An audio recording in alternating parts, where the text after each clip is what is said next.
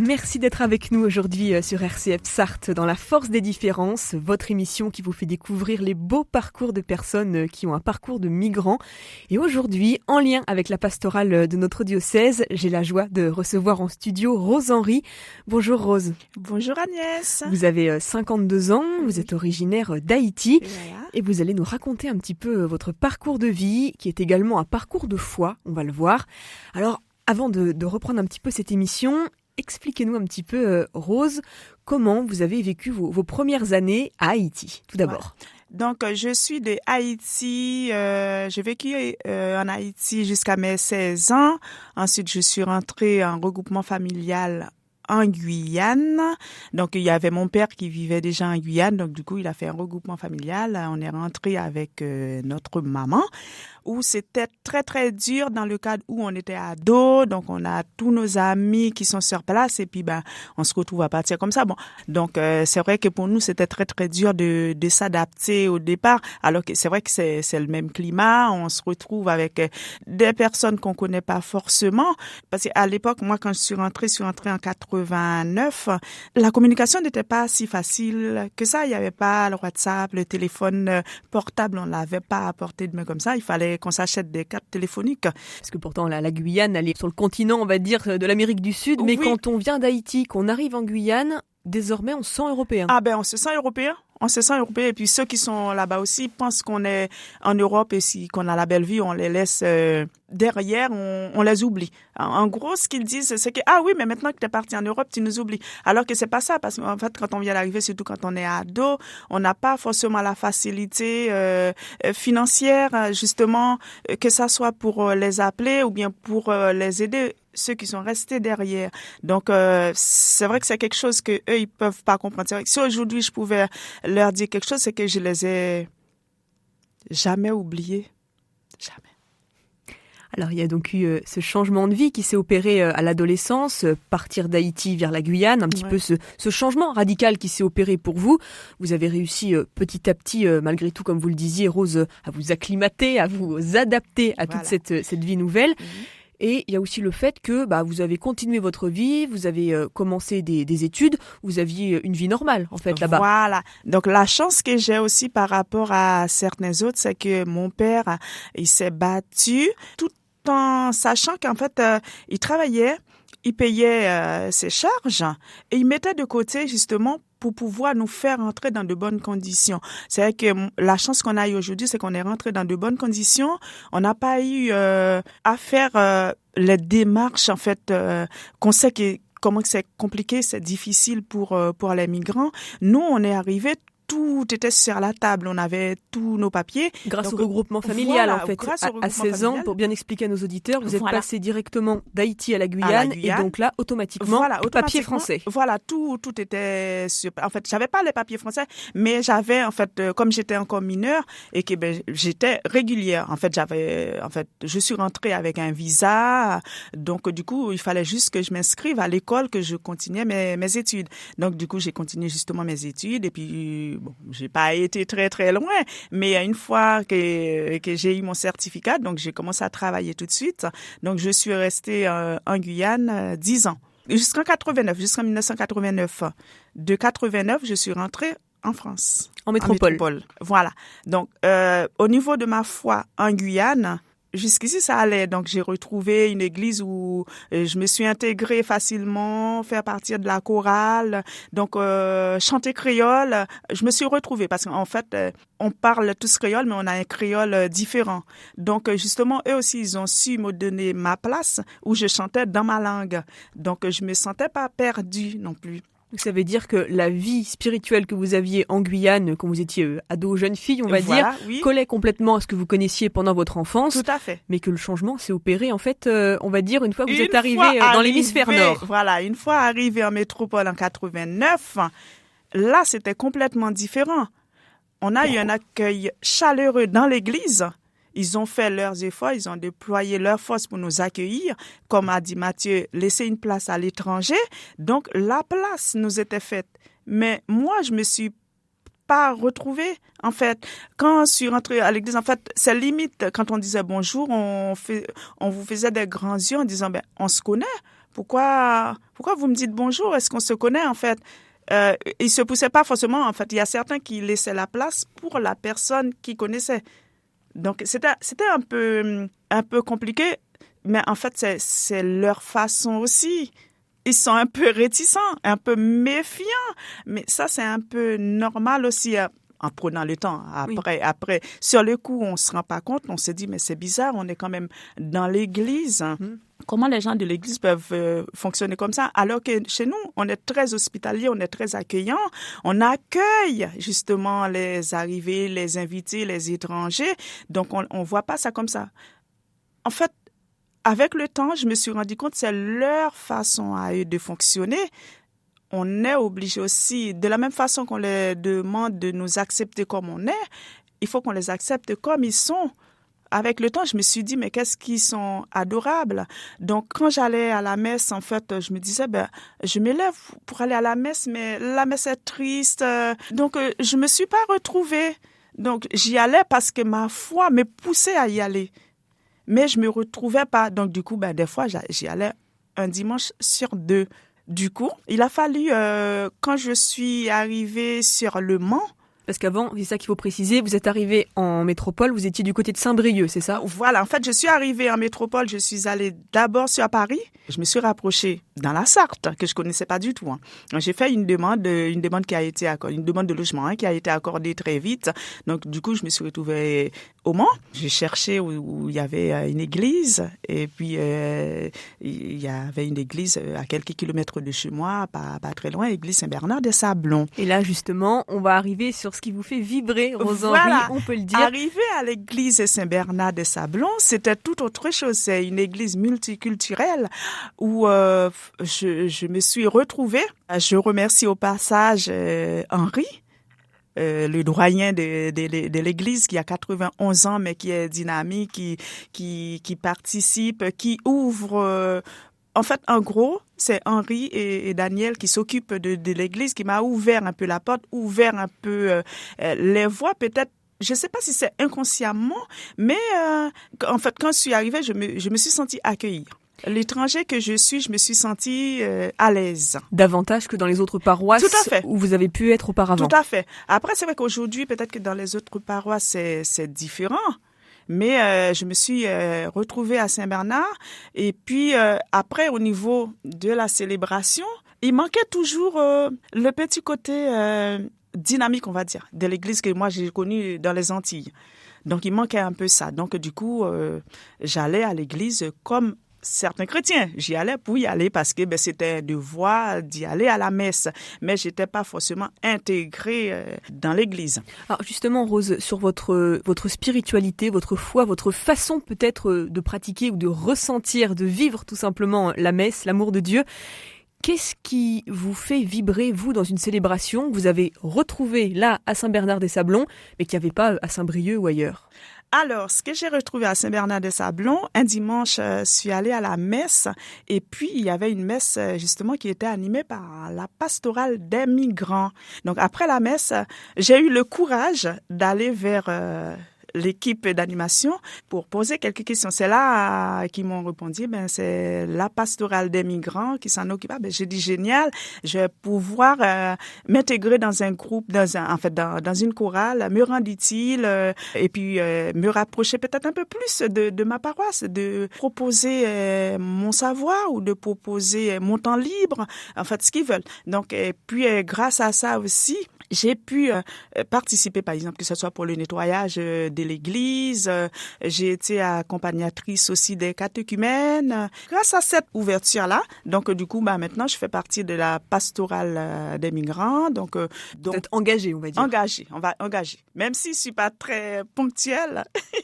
Cet engagement que vous avez en paroisse, il passe, on l'a compris, par le côté un petit peu animation, le fait de pouvoir louer, chanter, j'imagine, voilà. Et proposer un répertoire liturgique proche de ce que vous connaissiez en Haïti et en Guyane.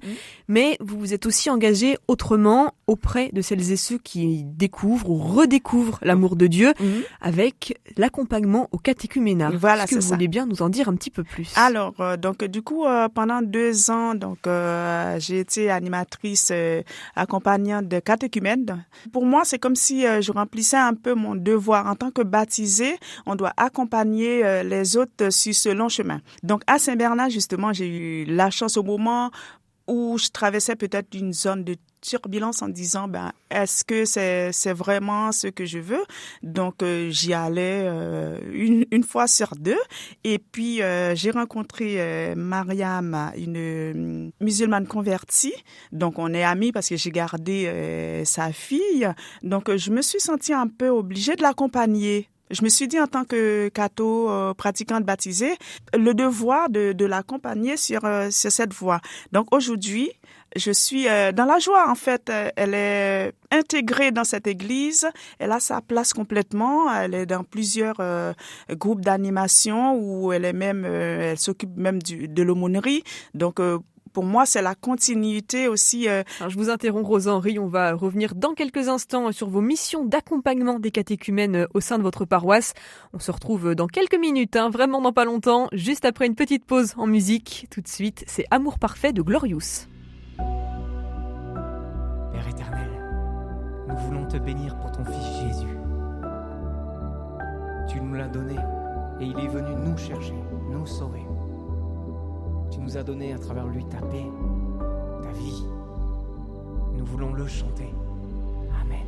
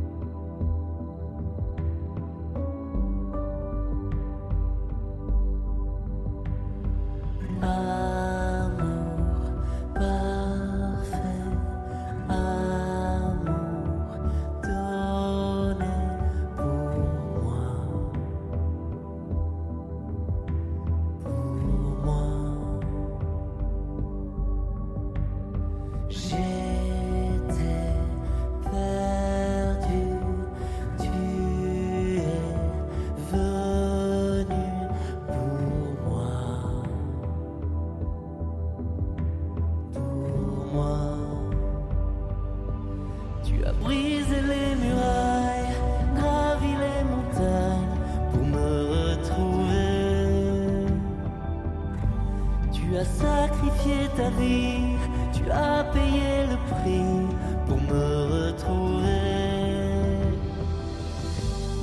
Quel amour parfait. Oh,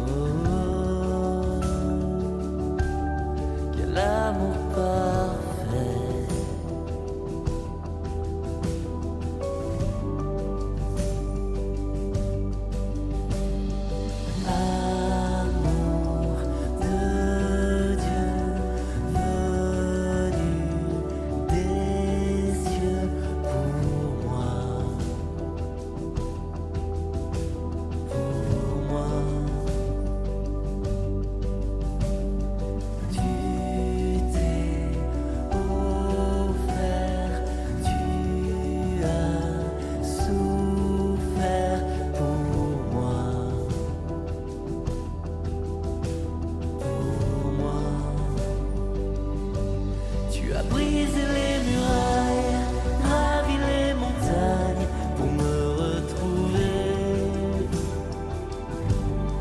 Sacrifié ta vie, tu as payé le prix pour me retrouver.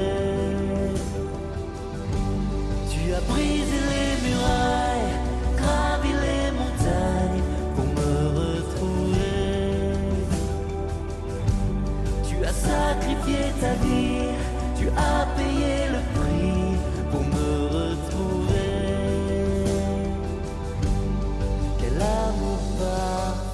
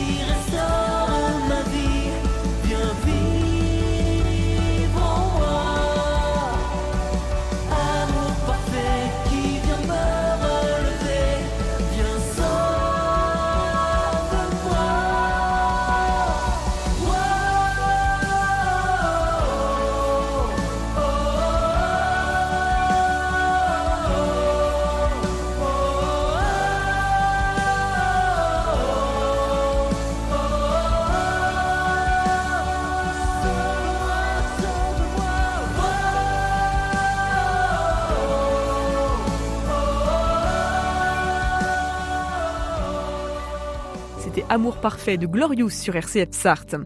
On est toujours dans la force des différences, une émission qui tend le micro aujourd'hui à Rose Henry, membre de la pastorale des migrants de notre diocèse. Alors Rose, vous nous avez raconté depuis le début de cette émission votre parcours de vie. Vous êtes née en Haïti, vous êtes ensuite passée par la Guyane, par la France. Rose Henry, qu'est-ce que ça vous apporte au quotidien, les missions d'accompagnement des catéchumènes dans votre paroisse ? En fait, quand on accompagne justement les catéchumènes, on s'enrichit aussi dans notre foi. On leur apporte et eux aussi, en même temps, ils nous apportent.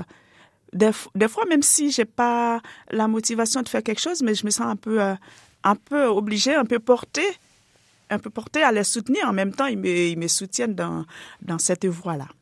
Alors Mariam, on l'a bien compris, le fait d'être catholique, d'avoir cette foi qui vous habite, qui vous anime même, je dirais, au quotidien, c'est l'un des piliers de votre vie, c'est l'un des tout piliers. simplement. Oui, c'est l'un des piliers. Parce qu'en fait, je me retrouve, parce qu'une église vivante, c'est une église, on est complémentaires en gros, donc il faut de tout âge.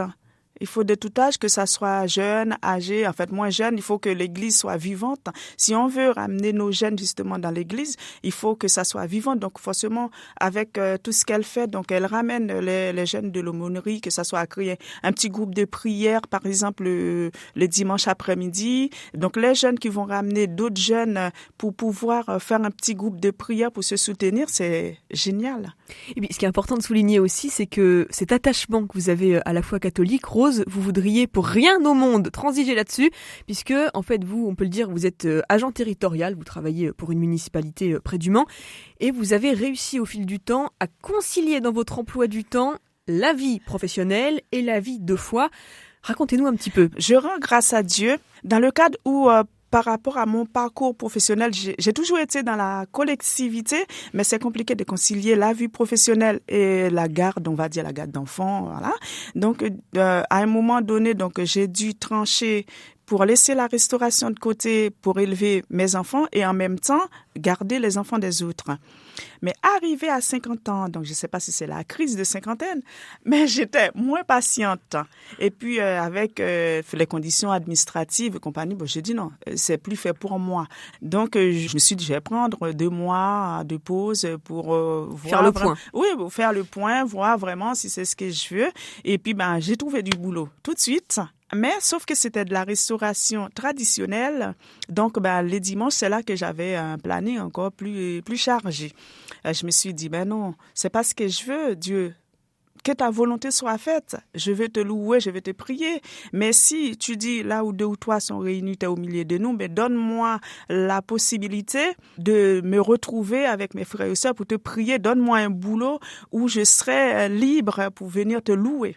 Et donc, j'ai été aider une amie à faire un déménagement, à nettoyer sa maison. Et en discutant comme ça, sans le savoir, j'ai discuté avec les responsables de la restauration. Donc, je lui ai dit, voilà, j'aimerais me dégager de mes week-ends de quelque temps pour pouvoir trouver du temps pour prier, pour louer Dieu. Et voilà. Donc, ça a marché.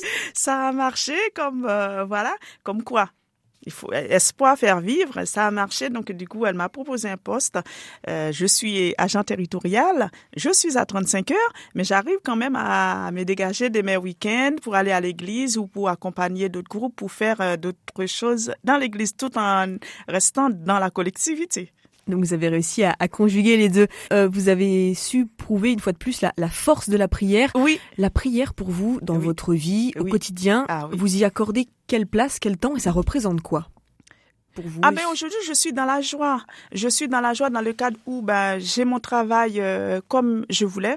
Ça me laisse mon temps pour faire ce que je veux, que ça soit en animation, que ça soit dans la prière. Donc, si je vais pas à la prière, c'est pas à cause de mon planning. Donc là, c'est autre chose. Mais tout ce que j'ai demandé, tu as dit demander, on vous donnera. Donc, j'ai demandé. On m'a donné l'opportunité, justement, de conjuguer le travail et ma vie de foi. Aujourd'hui, je suis dans la joie, une joie immense. Et ça se sent avec votre beau sourire, oui, Rose. Merci. La prière, c'est comment est-ce que vous priez? Comment est-ce que vous pensez que Dieu vous entend?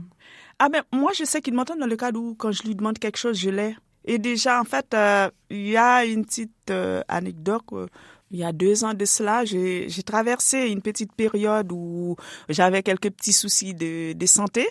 Donc, je suis allée en session à Paris-Lémonial, où là, je me suis sentie libérée de toutes mes maladies, de toutes mes douleurs. Je voyais une foule immense, parce qu'on était réunis dans une salle. C'est comme si j'ai senti, il y avait une cascade qui passait sur moi, qui m'a libérée de tous mes soucis, de tous mes fardeaux. Aujourd'hui, grâce à ma foi, je me sens libérée. Est-ce qu'il y a quelque chose que vous souhaiteriez ajouter, Rose? Eh bien, à tous les auditeurs qui nous écoutent, si vous hésitez, il faut prier. Après, c'est vrai que prier ne veut pas dire passer ses journées à prier. C'est pas tous ceux qui disent Seigneur, Seigneur qui rentreront dans le royaume des cieux. Il suffit de dire le Notre Père. Si vous savez pas prier, il suffit de vous fermer les yeux, de vous laisser aller, Dieu que ta volonté soit faite. Enfin, simple. Il faut être simple, il faut rester naturel. Et je remercie mes frères et sœurs qui sont dans l'humilité, en fait, dans l'église. En fait, quand on rentre, on se sent bien. Le fait qu'on va dans le même sens, parce qu'en fait, on sait qu'aujourd'hui, c'est pas facile de parler de sa foi. Par exemple, moi, je travaille à la commune. On va dire, c'est une école laïque, on doit faire attention. Donc, voilà. Pour moi, c'est un peu aussi, c'est pas toujours évident. Alors que chez moi, on pouvait clamer notre foi ouvertement. Aujourd'hui, on doit être sur la réserve. Sur la réserve. Il faut choisir ce qu'on dit. Bon, des fois, par rapport avec les collègues, des fois, il y a des choses qui blessent, mais on doit quand même rester intériorisé. En fait, on garde tout. Moi, c'est vrai que dans la généralité, je considère tous comme mes frères et sœurs, même si on a des parcours différents, des religions différentes, ou moi, perso, j'ai été concernée par des religions différentes, mais ça resterait quand même ma famille. Mais sinon, on est tous des frères et sœurs. Donc, aujourd'hui, si j'ai quelque chose à rajouter, aimons-nous les uns les autres, quelles que soient nos religions. Ce sera le mot de la fin. Merci beaucoup, Rose Henry, pour votre témoignage et toutes vos réponses aujourd'hui au micro d'RCF. On vous souhaite une belle route pour la suite de votre vie. Merci. Merci.